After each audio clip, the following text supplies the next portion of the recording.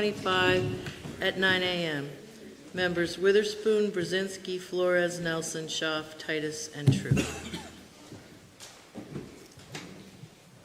Good morning, everyone. I would like you to stand for Pledge of Allegiance in a moment of silence. Mr. President, Yes. if we could give a moment of silence for our firefighters. It's the month to be aware of PTSD, and our firefighters, not all wounds, as we all know, for everything, are on the outside. We have wounds on the inside that we deal with daily. But it's the firefighters' PTSD month. Thank you.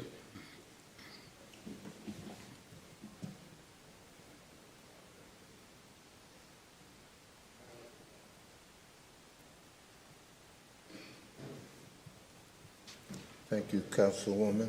Pledge allegiance.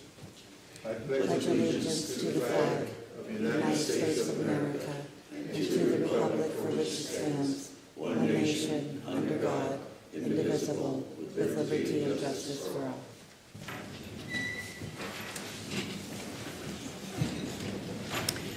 I have a motion to approve the minutes from the May 21st, 2025 City Council meeting and bills for payment on June 5th and 12th, 2025.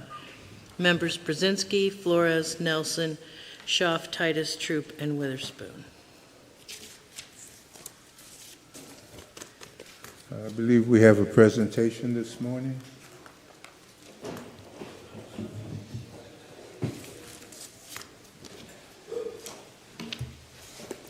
Good morning, everyone. I'm just here to introduce Tara Hoffreth, who is one of our consultants with Kittleson and Associates. In 2023, the City of Erie received a $200,000 federal grant through the Department of Transportation's Safe Streets and Roads for All program to create a plan aimed at making local roads safer for everyone, drivers, pedestrians, cyclists, transit riders alike. For the past year, the City of Erie has worked closely with our consultants, Kittleson and Associates, to shape a comprehensive safety action plan that reflects community needs and priorities. With the planning phase complete, we are now immediately preparing to transition into the implementation phase. This phase involves applying for an implementation grant through the Department of Transportation to fund infrastructure improvements such as pedestrian safety enhancements, traffic calming measures, and safe routes to schools. Eligibility requires both the formal adoption of a comprehensive safety action plan and evidence of project implementation readiness. Here to present to the finalized plan for your review is Tara Hoffreth.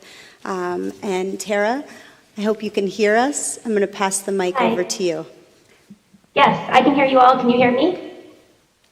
Yes.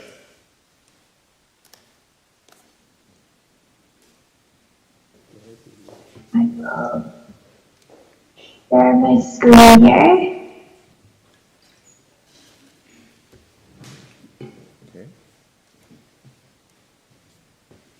Okay, you all can hear me, right? I'm going to dig into it.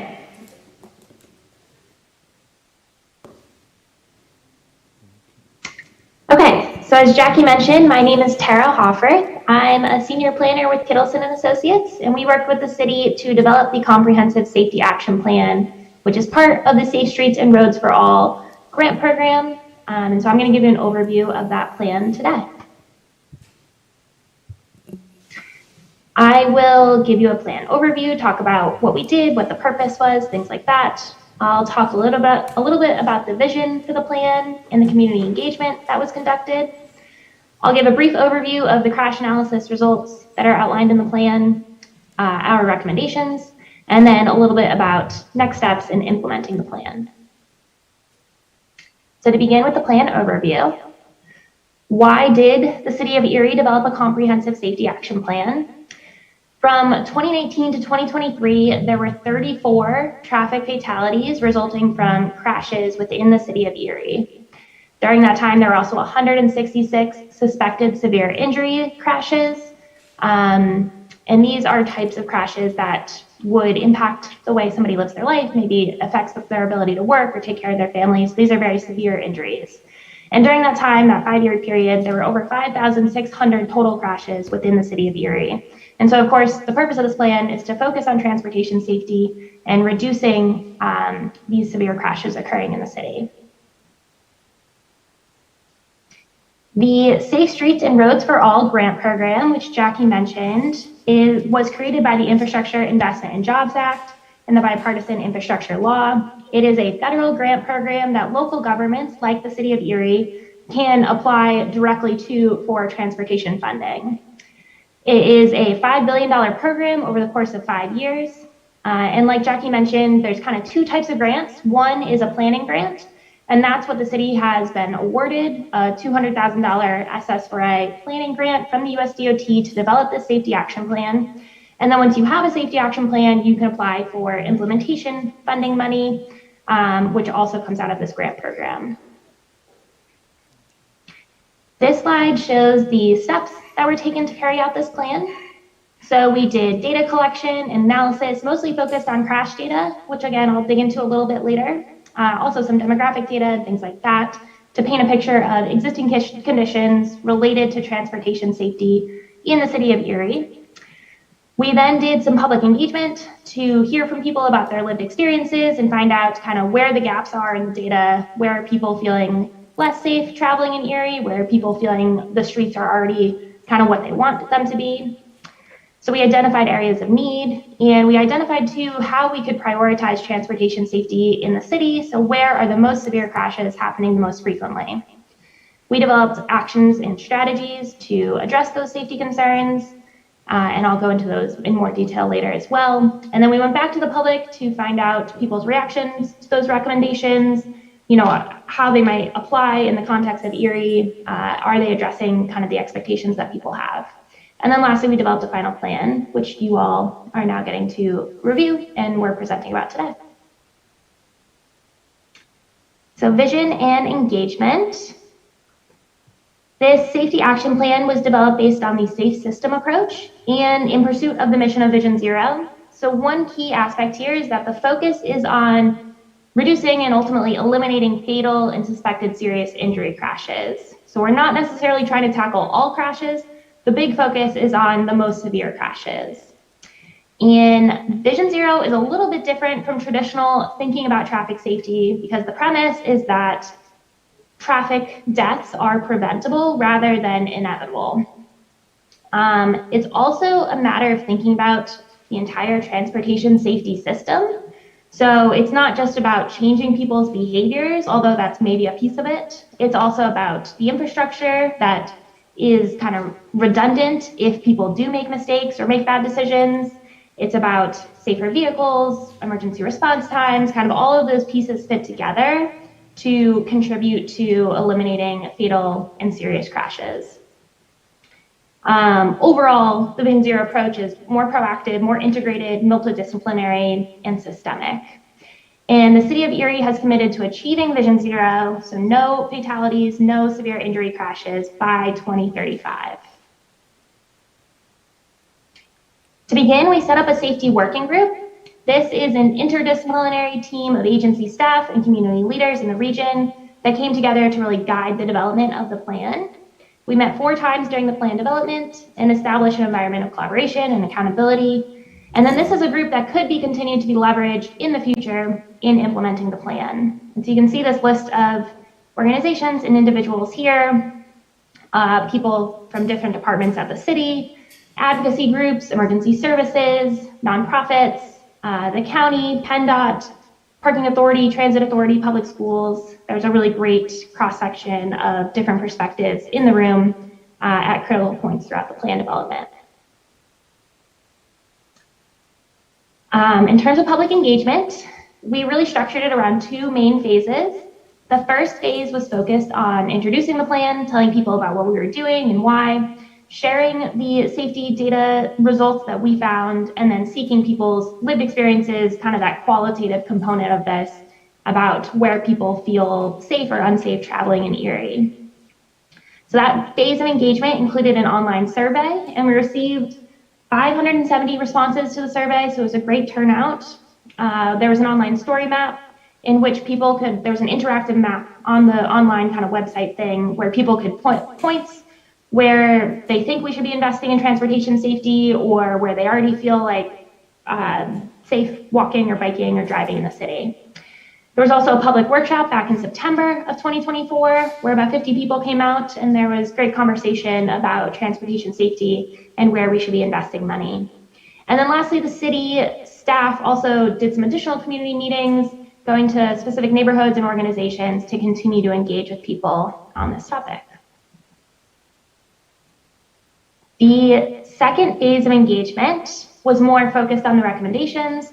So we came to people with some ideas about how we think we could address safety in the city of Erie, transportation safety, and got input and whether this is the right context for these types of ideas. And so we updated the online story map.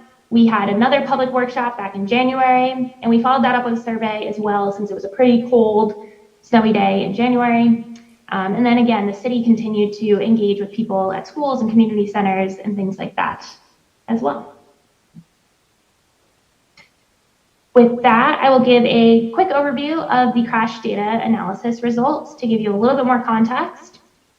We analyzed crash data from 2019 to 2023, so a 5-year period. During that time, total crashes in the city of Erie were fluctuating, but severe crashes, so again, the ones that cause fatal and severe injuries, were tending to trend upward during that 5-year period.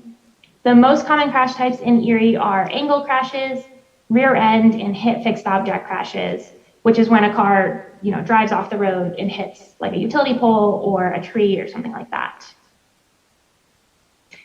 There are higher crash frequencies over the summer, on Fridays, and in the evening peak hour, which is fairly consistent with trends we've seen in other cities. Also consistent is that speeding crashes and dark condition crashes are disproportionately severe in the city of Erie. And this is, again, somewhat expected because we know that speed is a factor that affects severe crash outcomes. This graphic does a good job of explaining that. Basically, it's showing that a driver going 20 miles per hour has a 13% likelihood of killing or severely injuring a pedestrian if they were to hit them. If that driver goes 30 miles per hour, that likelihood jumps up to 40%. And if the driver is going 40 miles per hour, that likelihood jumps up to 73%. So that speed is a huge factor in the severity of the outcome. We also took a look at pedestrian and bicyclist crashes. And in both cases, these graphs are showing trends from over a 10-year period from 2014 to 2023. And in both cases, those crashes have been trending upward. Fewer bicycle crashes overall as compared to pedestrian crashes. And then there was a really big spike in pedestrian crashes, especially severe outcomes in 2023. So with that, I will jump into the recommendations. Again, just giving a very high level perspective on all of this for now. There were 3 kind of buckets or categories of recommendations that we made as part of this plan. The first was a set of spot-specific recommendations along key severe crash corridors and intersections. So we identified the spots that were experiencing the most frequent, most severe crashes and made very specific recommendations along those spots. We also did systemic safety analysis to identify trends and patterns throughout the whole city, and then made recommendations about how the city could implement kind of like the same treatment at different intersections or different street segments throughout the city to address crash patterns. And then thirdly, we came up with non-infrastructure recommendations such as education, enforcement, policies, and programs. So I'll give a little bit more detail on each of these. The first thing we did was develop a toolkit. So this is included in the plan. It includes infrastructure and non-infrastructure solutions. You'll see there's a title and an image and a description for each one. There's also a high-level assessment of cost and of safety benefit. And most of these tools are proven safety countermeasures, which is a term used by the Federal Highway Administration to indicate tools that have a proven record of reducing severe crashes. So the first thing we did was take this toolkit and apply it along those specific corridors. So this map shows the high crash corridors that we focused on. So shown in this blue color here are the corridors in the city with the highest frequency of severe crash outcomes. So that includes 26th Street, Broad, and Buffalo, 18th Street, 12th Street, 6th Street, and East Lake Road, and then State Street, Parade Street. And we also added in 8th Street, which actually didn't pop from a data standpoint, but it came up a lot in community engagement, and so we felt like it was worth including that one in this kind of high priority list as well. So again, we made specific recommendations for each of these corridors, which is included in the plan. And then we also highlighted in yellow circles here the intersections that pop as having higher frequency of severe crashes. Some of those fall on the high crash corridors, and some do not. And so again, some we've made specific recommendations for, and a few would still need a little bit of further study to understand exactly what was happening with those crashes and what the treatment should be as a result. And then the last thing shown on this map in this like pink color are the vulnerable road user high risk areas. So a vulnerable road user is often considered a pedestrian or a bicyclist, somebody that is more vulnerable to a severe crash outcome. And PennDOT did a statewide study to identify areas throughout the whole state where we should be investing in bicyclist and pedestrian safety infrastructure. And these are the spots in Erie that popped. And so you can see they mostly overlap with these high-risk corridors that we identified, except for this one on State Street, where the city has already explored some solutions there. So I'm not going to go over every specific recommendation, but those are in the plan for each of those corridors. I will touch a little bit on the systemic safety recommendations that we made. So again, this was an exercise to understand what are the patterns happening across the city and how can we use specific tools to address those patterns. So one was angle crashes, and they're happening particularly at signalized intersections. And we found that they're especially happening where there are no marked crosswalks, close to liquor stores and bars, and in commercial areas. So it'd be important to address these crashes in these locations first. And the types of tools that would be applicable might be striping high visibility crosswalks or modifying signal timing, among other things. Another overrepresented crash type was hit pedestrians, again, specifically at signalized intersections, and especially close to parks, liquor stores, bars, and in commercial areas. Some proven tools to address that would be intersection daylighting, which is a process of marking out the parking spaces that are close to an intersection so that you have better visibility of the pedestrian as they're walking across or waiting to cross the street. Curb extensions do something similar, but with more kind of concrete, so bumping out the sidewalk curb around the intersection to make the pedestrian more visible and shorten their crossing distance. And then leading pedestrian intervals is a signal intervention, which basically gives the pedestrian the chance to walk first, so that they're already like very visible in the crosswalk before a vehicle is given the chance to start making their movement.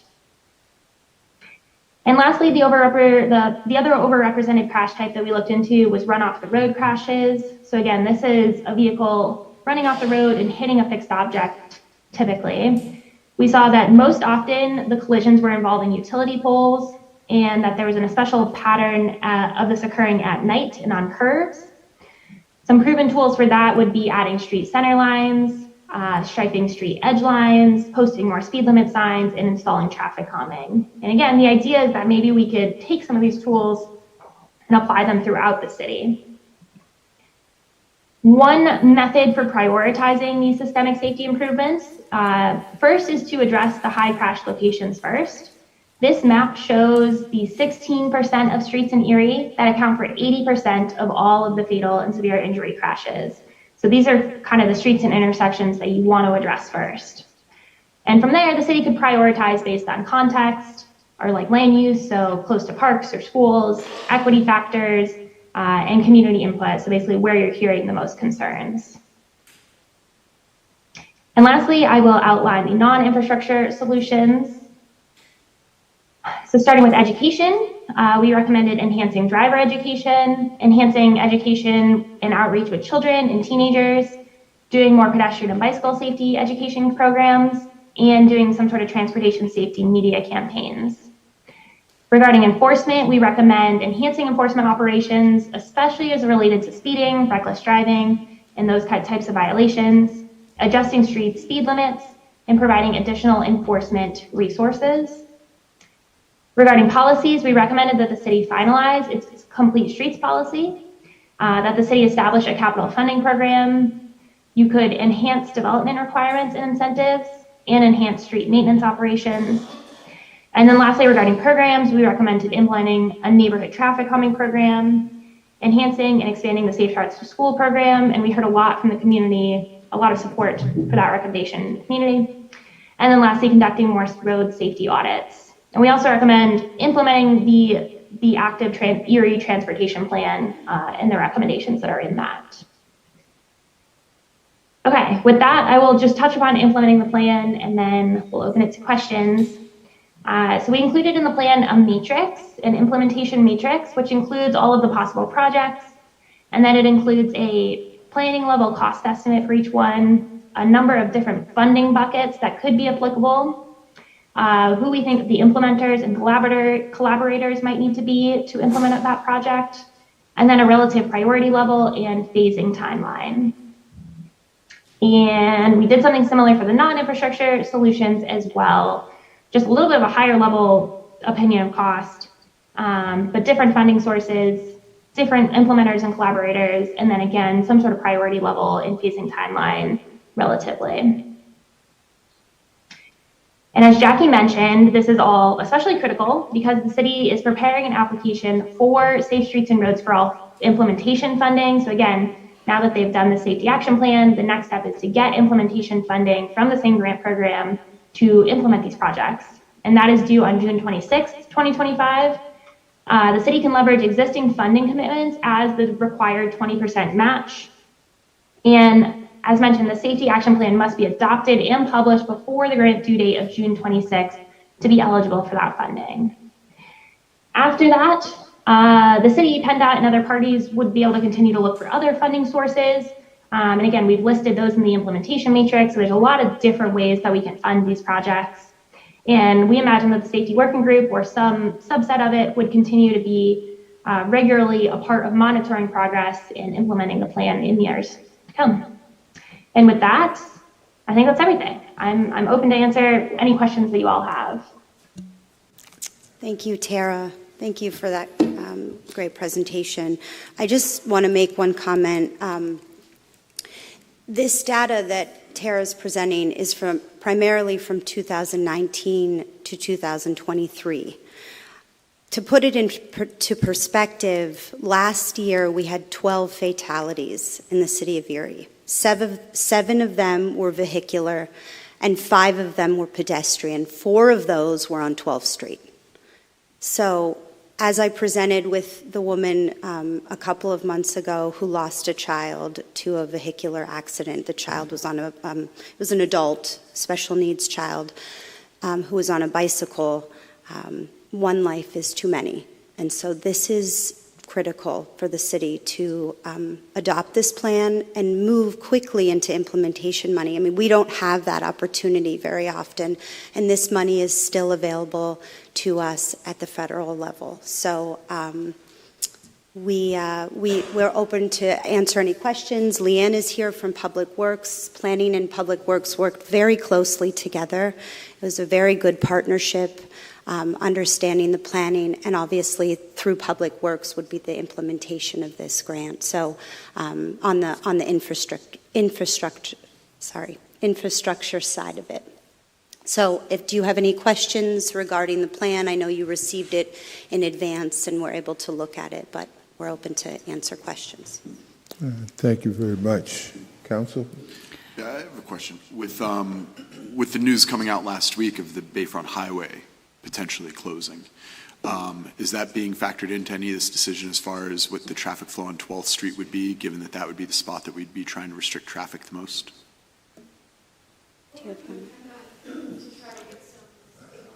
Please come to the mic.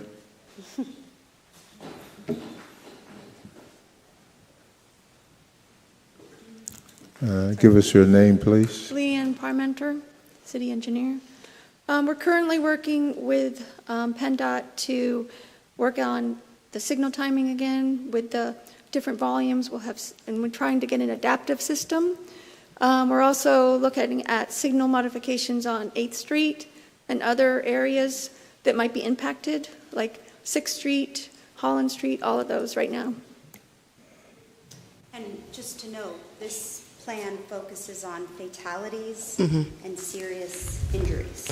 Yeah. So that's where the focus lies. I mean, there are so many other things to talk about in terms of flow, crossings, paying, but this is specifically for those critical needs. I just want to make a comment. As somebody I work with individuals with intellectual disabilities, and then I've worked with the elderly and the disabled, and I appreciate the efforts we're working towards making our streets safer for those who are not in vehicles, because sometimes I find that us vehicle drivers can be a little aggressive, we can be in a bit of a hurry, and we're not as patient as we should be for some of the people who might need a little bit more time.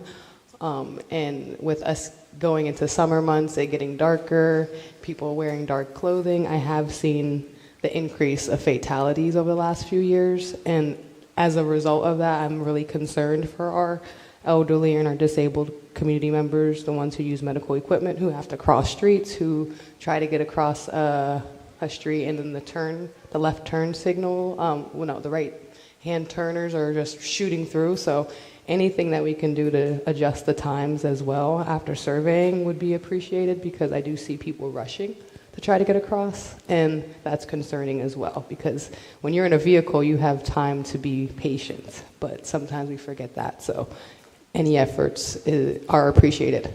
I was just going to mention that comes more out of the systemic change of looking at lighting, timing, signalization throughout the city of Erie. So that is addressed in this plan. I definitely want this to pass, so this would be on the agenda for our next meeting? Yes. Thank you. Are there any other questions from council? Okay, we thank you very much for the presentation, and we will act accordingly. Thanks, Tara.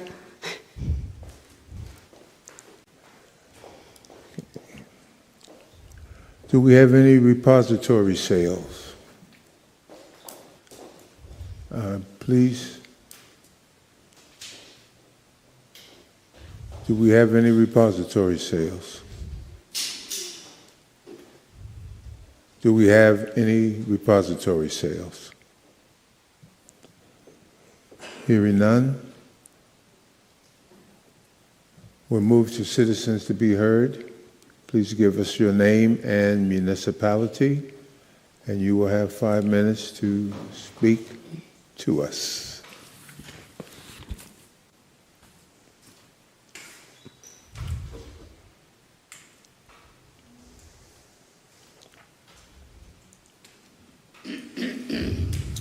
Good morning. Good morning. That's quite a presentation. I certainly can identify with the part of the pedestrians. Could we have your name, please? I'm sorry, David French. I live in downtown Erie. Okay. Spent a lot of time in downtown Erie walking. The trouble spot for me is the 10th and State, quite frankly. There's signs there with the icon of the person for pedestrian to walk. Does not guarantee you aren't going to be given safe passage. I actually hit a car with my cane. They were that close to me. It didn't do any damage, it's all rubber. But at any point there's people crashing down red lights down State Street constantly. They're not putting on the brake, they're putting on the gas. And I just don't want to see anybody else get hurt. I don't want to get hurt. And I'll leave it at that. But this is going to be my last meeting for quite some time. On a personal note, I'm proud to say that I'm going to be going to Maria House, which is a drug and alcohol facility south of Corey, founded by Father Peterson about 50 years ago. I admit that for my entire adult life, I've had situations with drug and alcohol problems. I've had some mental health issues. I don't like to blame anything on me just making bad decisions. But I'm going to be 73 years old on Saturday, and I'm looking for another quarter of my life to be productive and sober. And hope you all can pray for me on that. Thank you. Best of luck. Yes. Thank you, and God bless you, and happy early birthday. Well rambled. Amen. Okay, are there any other citizens to be heard?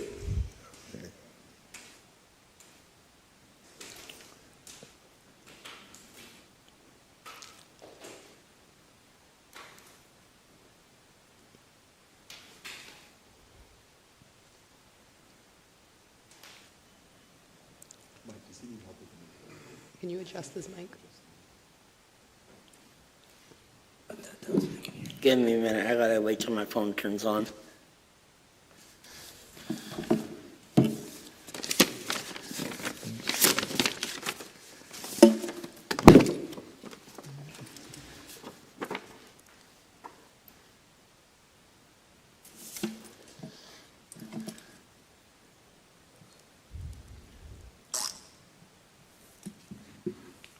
Thank you.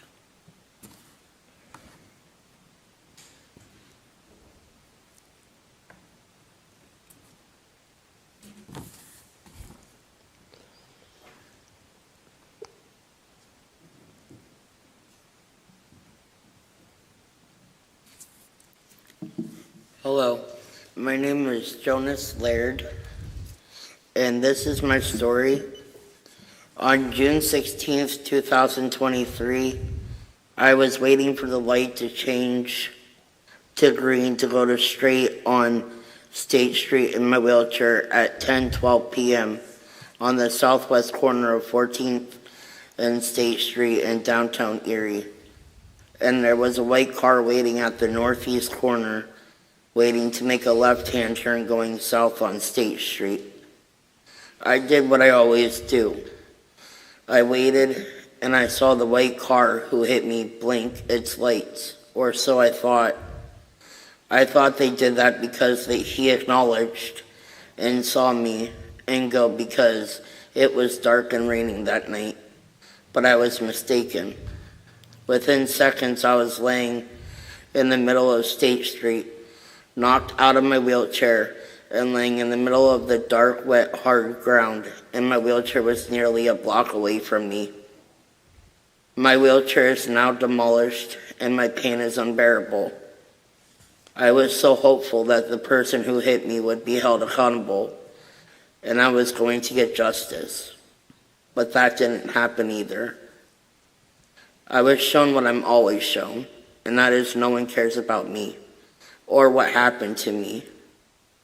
All the news stations either didn't return my calls and emails or refused to post my case unless I went there and it was on camera, and that wasn't possible given my circumstances. The city police, district magistrate, traffic investigators, and all the politicians I've reached out to, including the governor, all refused to help. And I contacted all local lawyers, and that didn't go anywhere either. It left me with both physical and mental trauma, like PTSD and severe pelvis pain from the car knocking me out of my wheelchair and running over my pelvis, as you can all see in the pictures. I nearly lost my life to suicide because this pain is unbearable, to the point where I'm on long-term narcotics from it, and I don't want to be. A 32-year-old like myself shouldn't have a reason to, but not in my case. I have sharp, stabbing, twisting, shifting, dull, achy pain, 24 hours, 7 days a week, 365 days of the year, and it's truly unbearable. I can't take a quick shower without crying, grab a drink without crying, or even watch TV sitting down. My PTSD has somewhat improved, but it still makes me go into hysterics when it's triggered, and it still comes out in nightmares. However, the driver of that white car is still out there, and I don't know if this person wants me dead or not, and is going to finish the job this time. I shouldn't have to live like this, especially when it wasn't even my fault. I would say check the camera that the police claim doesn't work, and it was right where 2 state federal buildings, and technically 3 if you want to be picky. They wouldn't even try looking at them. I could have and I still can die, either when I got hit and ran over, or from suicide from mental and physical health, or from a respiratory failure I was just diagnosed with before this happened. I will not be quiet anymore because I need justice like everyone else.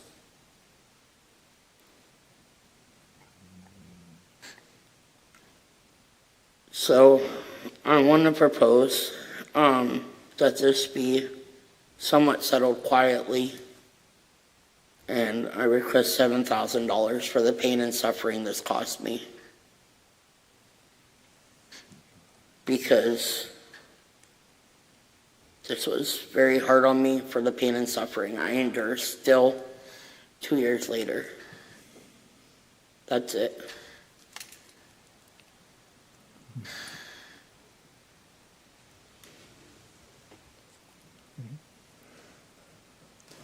Thank you very much.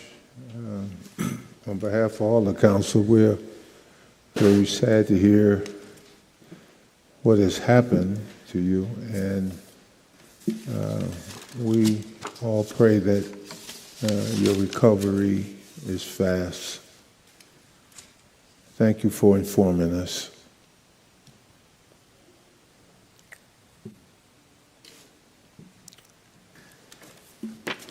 Okay.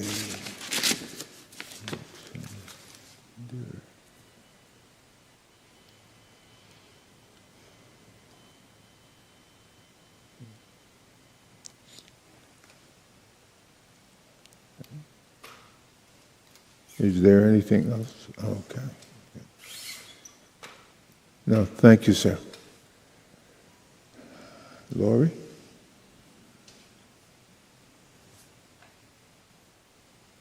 Any more citizens to be heard?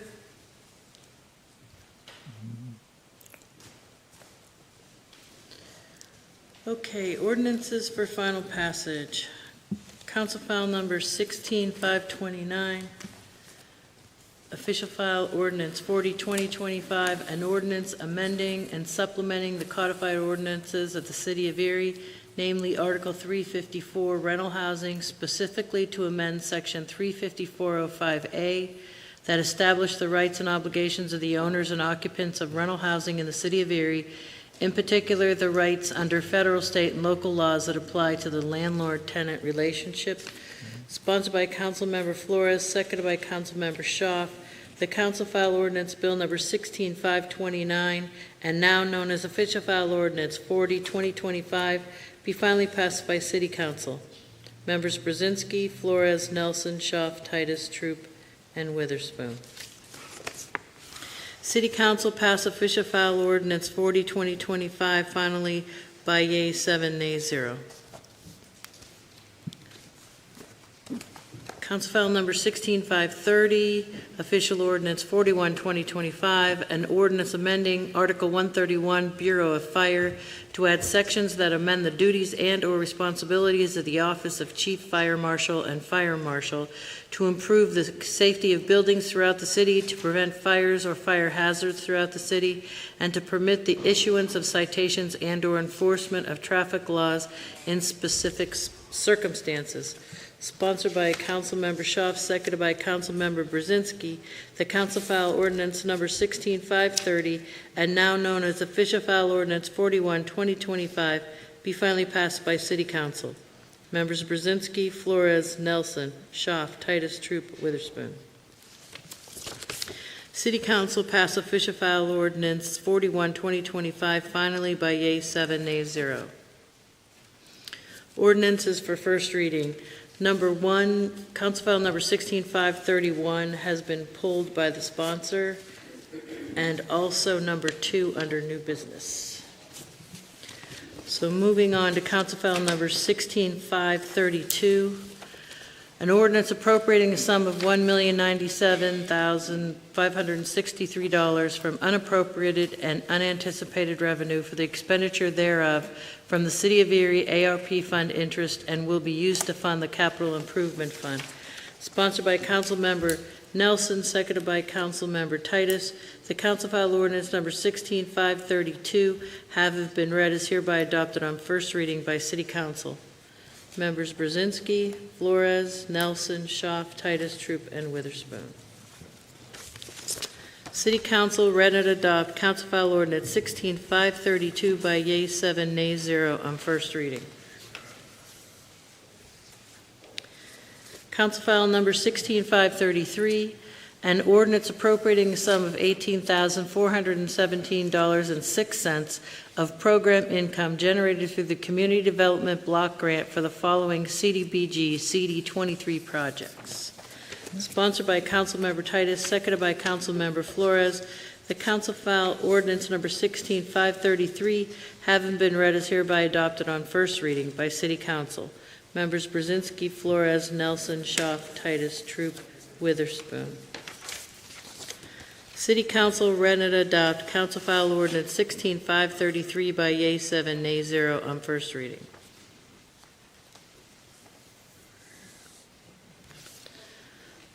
Council President, this takes us to new business, and again, number 2 has been pulled by the sponsor.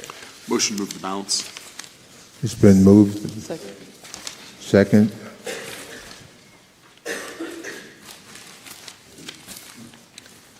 Are there any separations? Good call. Any separations?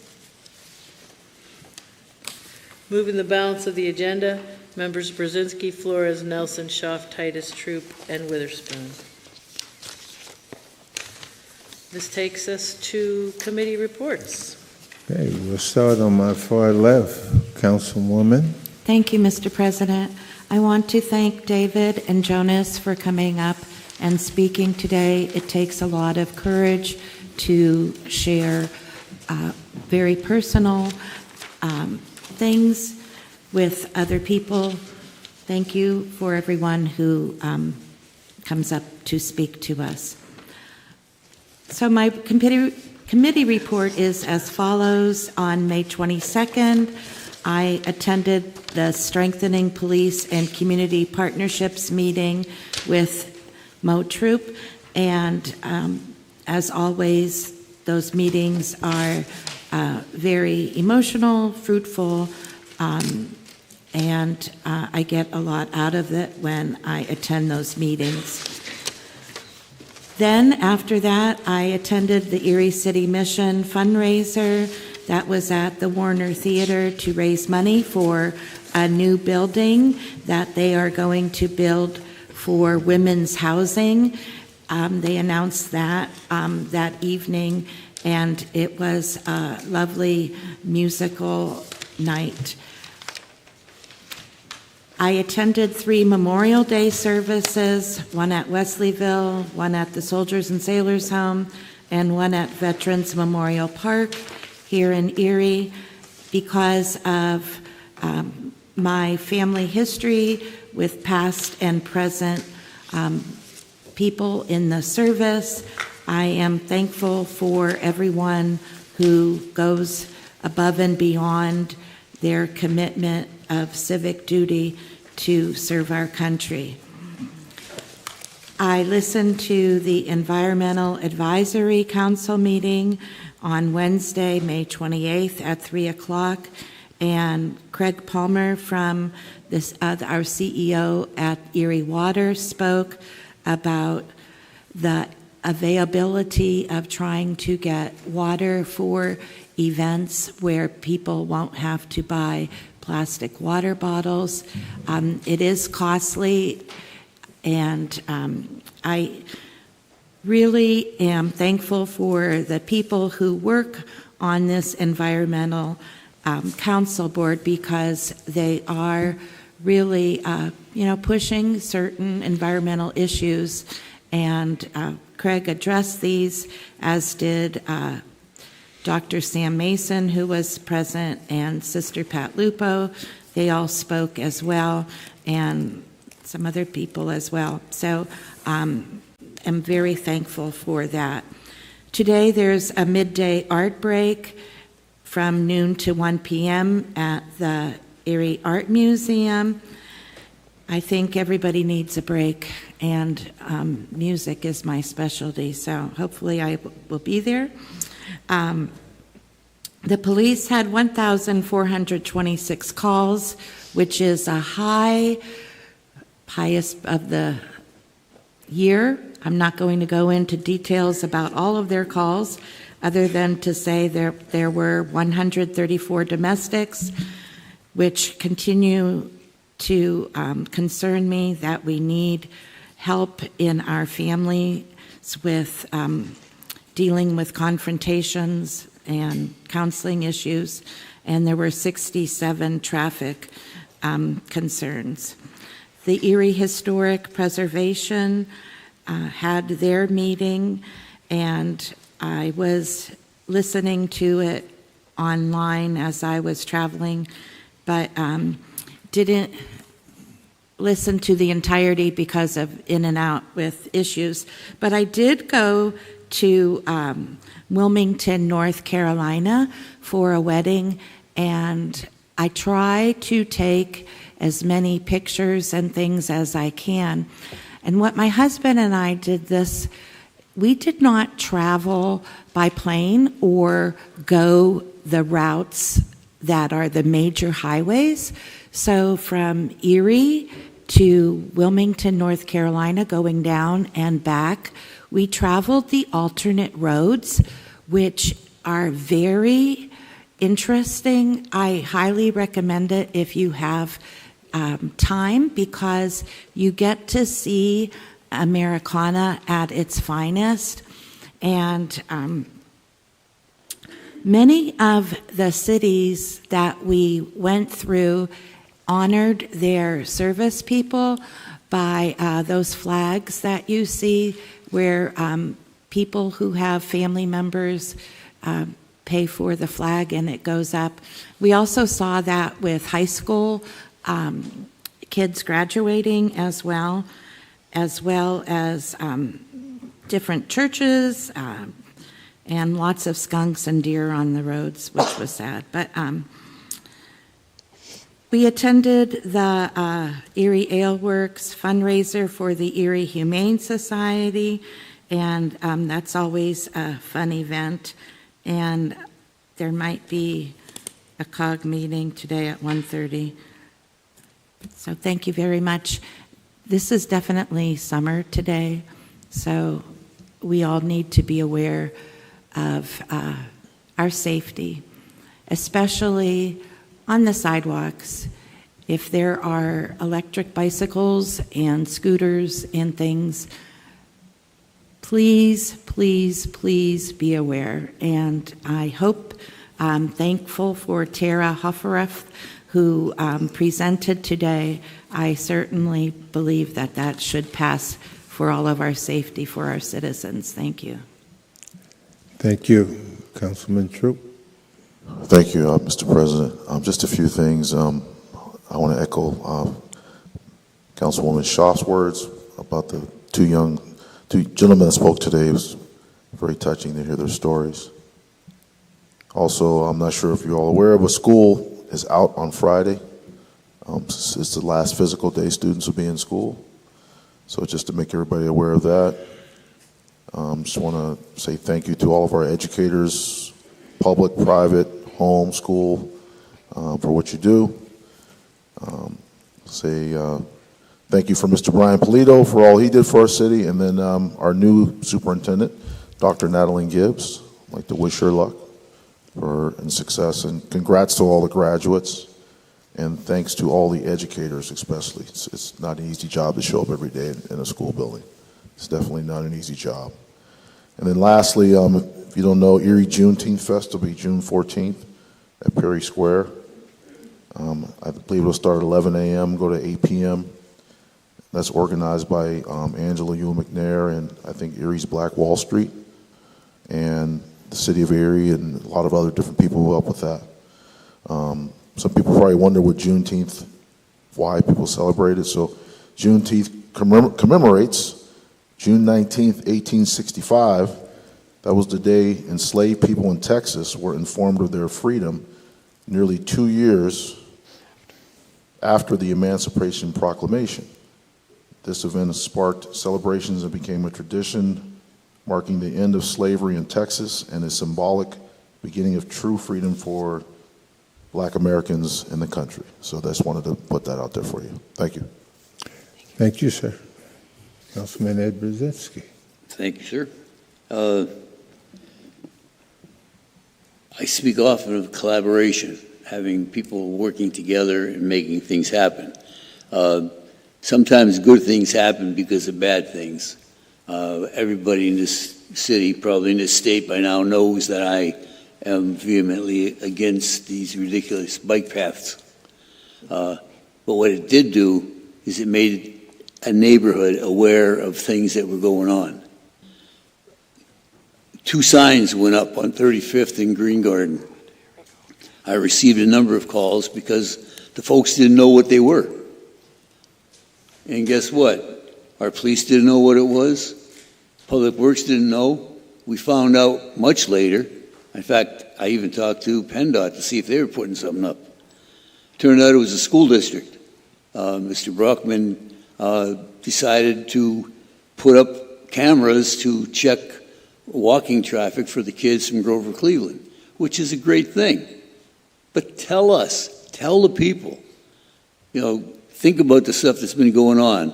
Again, I go with the bike paths. People on Parade Street didn't know what happened to them until they saw the lines down. We can't have that. Maybe this American Safety Plan will take a good look at the streets and realize that this bike plan right now is going to be a real negative to safe traffic.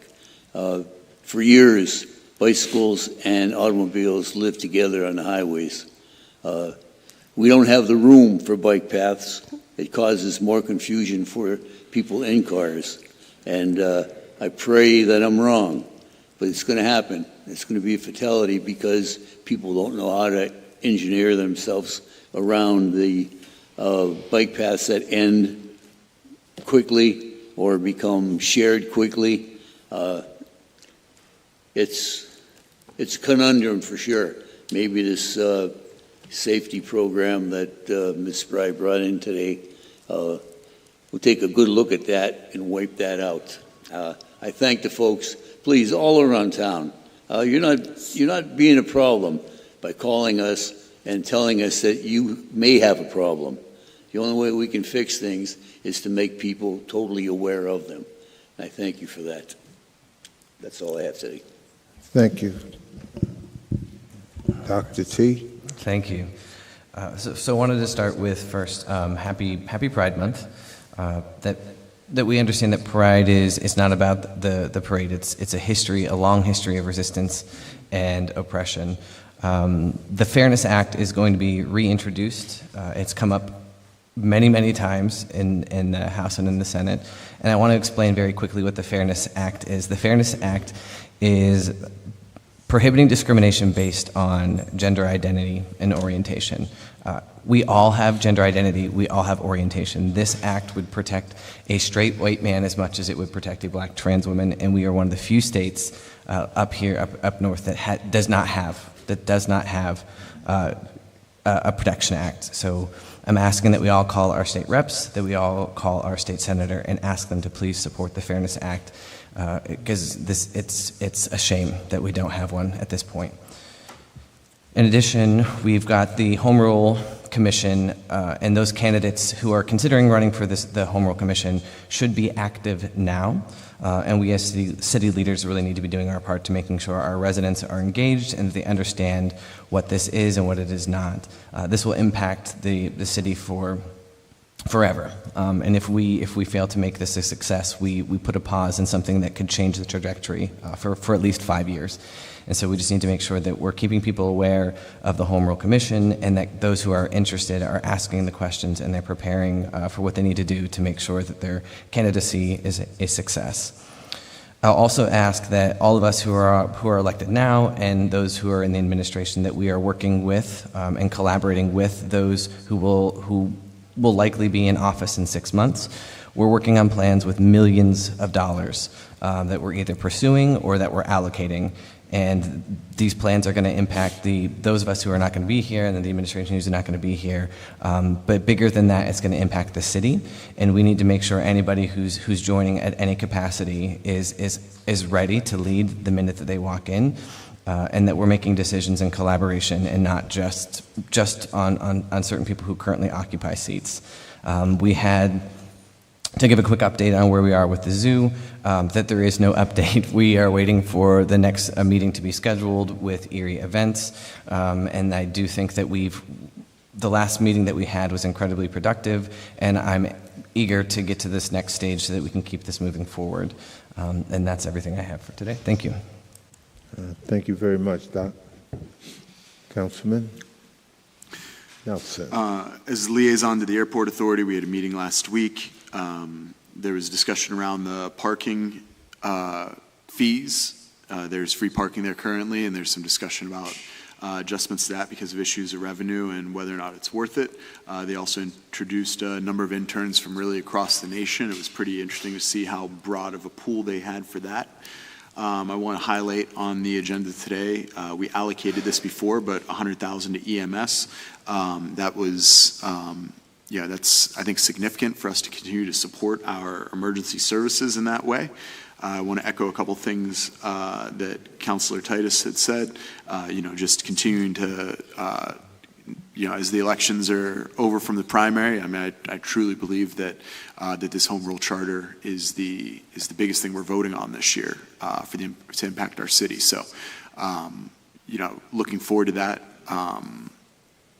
and hoping that doesn't get lost in any shuffles or transitions. And as far as contacting some of our delegates about the Fairness Act, it might not do you any good to have me contacting one of them. We'll end up getting like Facebook posts about it and stuff. So, be mindful as to which ones you contact and how. Some are a little weird about that. That's all I've got for my report today. Thank you. Councilwoman? Thank you. So May 28th, as Councilmember Schaaf mentioned, the Environmental Advisory Council had their meeting at 3 p.m. And then on June 2nd, the Historic Review Commission had its meeting at 1. You can rewatch these meetings. They're on Facebook and YouTube. Coming up, we'll have our zoning hearing board meeting on June 10th at 1 p.m. And then June 17th, we're going to have our planning commission meeting at 1 p.m. As far as what I attended the PennDOT's open house Bayfront Parkway project just to find out why they're going to be closing down the Bayfront for that portion for up to a year.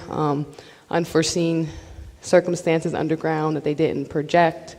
More expense to keep it open. They're trying to save money. I was never in favor of this project, so to see the hiccups, I'm not surprised. I feel as though it was rushed, so we're going to go with what we know and see what happens. Luckily, we are able to reroute traffic. It's an inconvenience for the library down there, Dobbins Landing down there, for community to actually access the water, which is my concern.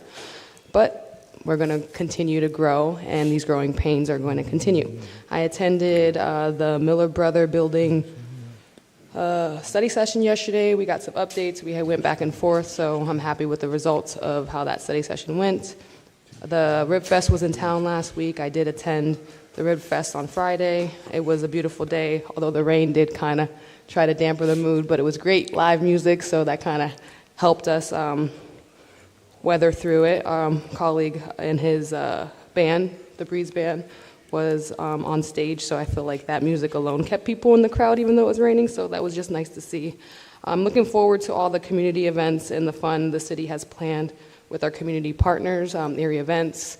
We have, the Port Authority with 8 Great Tuesdays. We have the 814 concert series. There's lots of things coming up, so I definitely recommend that the community take advantage of the next, 8 weeks because it goes fast, and we will be hunkering down for winter, which is unfortunate, but enjoy the time that we have.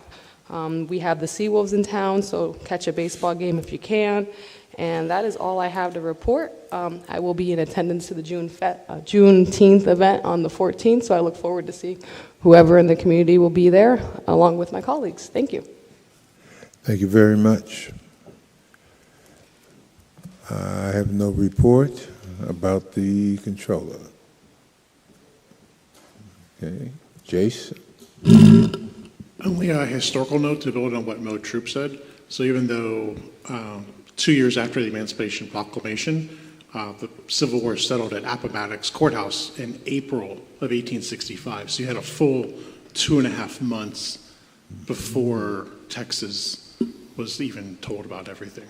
So just there's a lag time there. And that's because that was just the Army of Northern Virginia. That wasn't the rest of the Southern armies. There was continued fighting. This was not as simple, and that's complex. So good to know your history. Thank you. Administration. Good morning, everyone. Just quickly, we are working on several grants. A number of things have opened up at the federal level that were delayed that are now coming back online. As was mentioned earlier, we also have the deadline for the U.S. Department of Transportation Safe Streets and Roads for All implementation grant, which is coming up June 26th, so we're working on that one as well. We'll be announcing details at tomorrow morning's 10 a.m. press conference regarding Lights Over Lake Erie, which will continue again this year on July 3rd, with fireworks touching off at 10 p.m. We are also in the process of finalizing the details for Celebrate Erie, the 814 concert series, and Sounds of Summer, and we'll be announcing all of that later this month. As you know, the 814 concert series happen on the 6 Sundays between Lights Over Lake Erie and Celebrate Erie, and Sounds of Summer is the 6 Mondays in between those two events. We also have EMTA will be having their 14th Fest again on June 14th. And with Pride Month, of course, Pride Day is June 28th. That'll be at the amphitheater at Liberty Park. And with Immigrant Heritage Month, World Refugee Day will be celebrated on June 26th in Perry Square.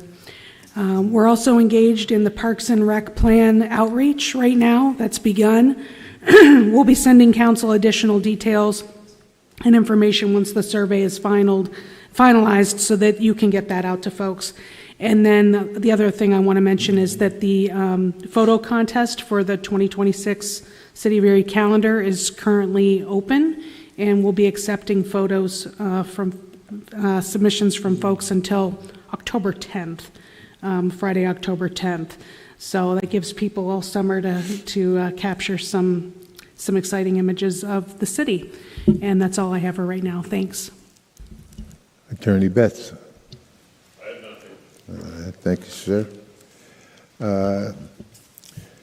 I would like to ask the Erie Police Department to, and I guess in the mild terms, crack down on the sidewalk parking at 26 and Parade, the southeast corner. There's usually 2 cars parked on the sidewalk, and anyone in a wheelchair would have to go into the street to get to 26th Street. Now, I've spoken with them some time ago. They say, well, Mel, we give them tickets, and they come down and they pay the ticket. Well, if they have money to pay the ticket and don't care about the law, I suggest that you radio a tow truck and tow them away. Came down this morning, 2 cars parked on the sidewalk, not halfway, on the sidewalk.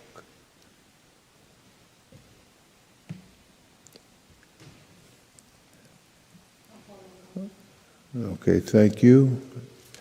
Also, basically for the kids and parents. The Summer Basketball League will not start June 16th.